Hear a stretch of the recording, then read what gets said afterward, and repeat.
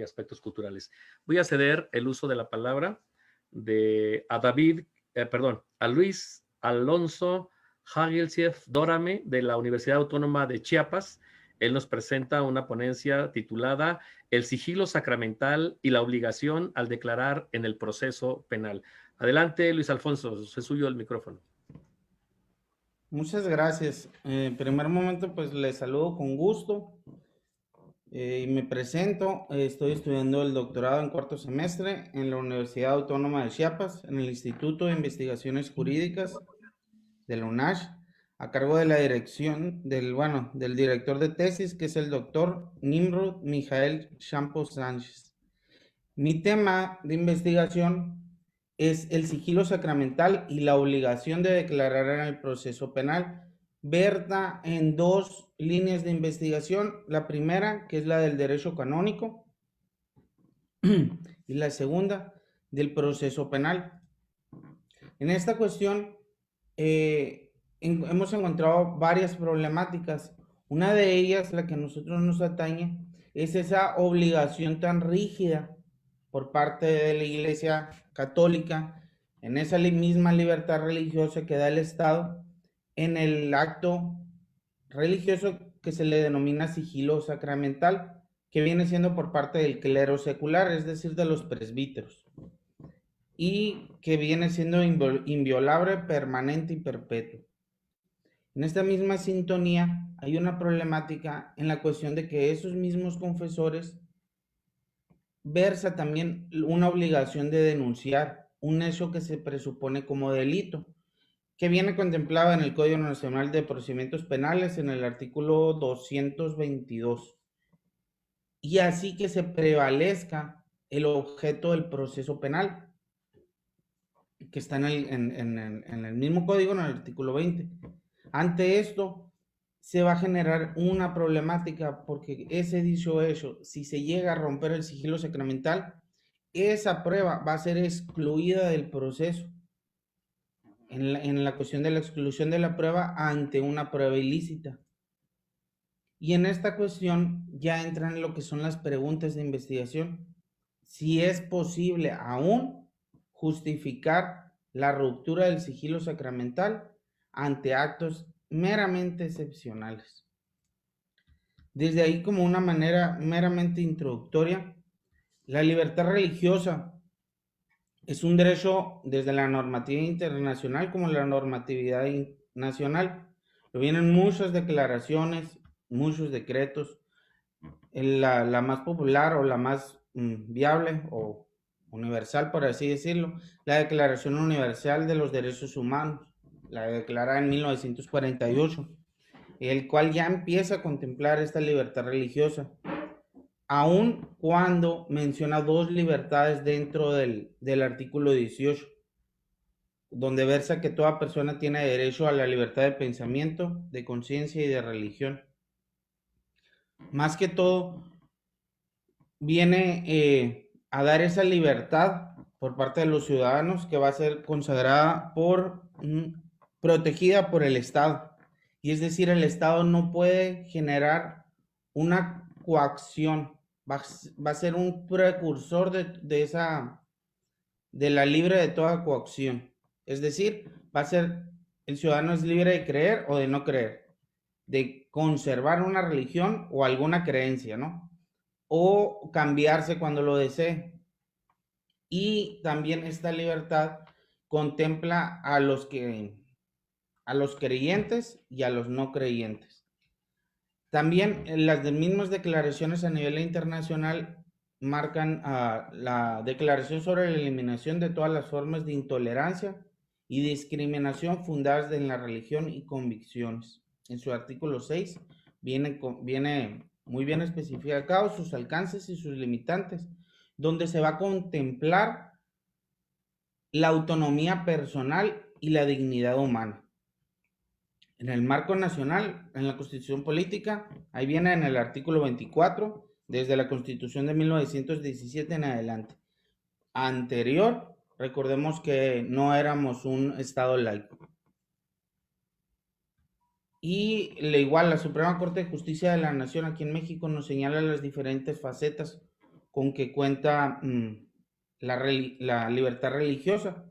En este mismo sentido, la faceta interna y la faceta externa. La primera entra en lo que es una relación íntimamente con la ideología, con la libertad ideológica, perdón. Y la dimensión externa ya viene a ser esa relación multidisciplinar con múltiples derechos individuales, como por ejemplo la libertad de enseñanza, libertad de expresión, libertad de reunión, etcétera, etcétera, etcétera. Clave destacar que es muy diferente la libertad religiosa y la libertad de culto. En esta misma sintonía, desde el Estado laico, desde 1917, se empezó a formar una dimensión socio-religiosa, ya sin limitantes, ya sin no estructurar una sola identidad ideológica del Estado, sino dio apertura a una multiplicidad de religiones o de creencias. Esto es decir, de los diferentes cultos religiosos que son una verdadera potencia ideológica en el día de hoy.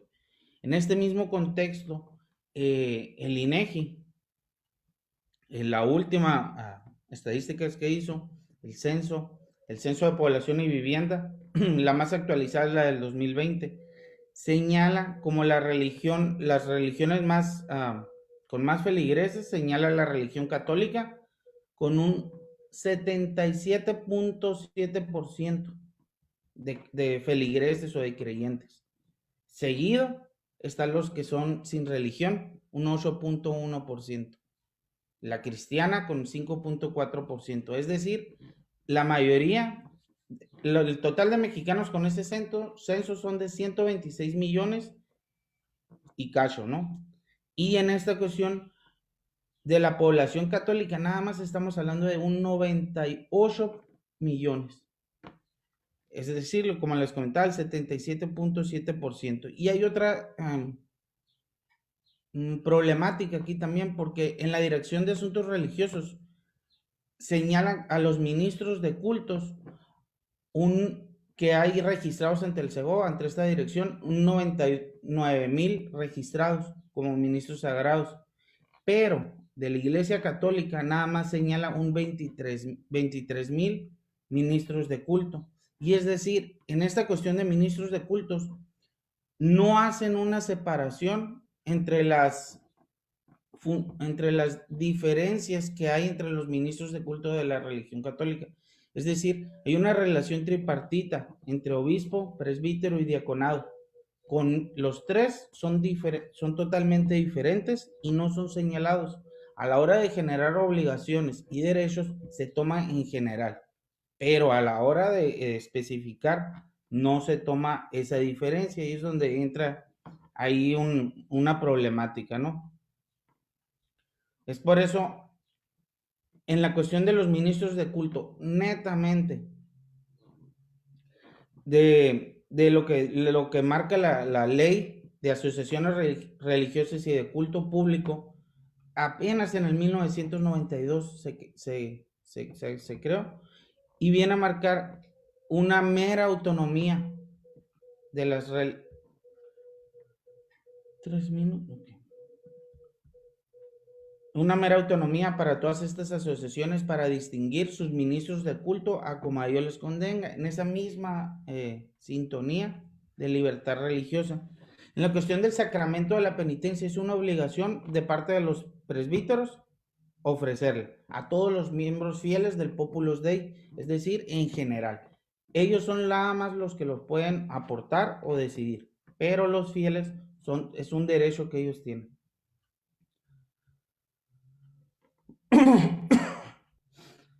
Y en esta misma sintonía el diácono no está, ahorita que les mencionaba la relación tripartita, el presbítero, obispo y diaconado, el diácono no tiene esa facultad, pero sin embargo la ley lo faculta en la cuestión de que su prueba a la hora de entrar a un proceso penal se va a ser excluida porque forma parte de esta esfera de ministros del culto.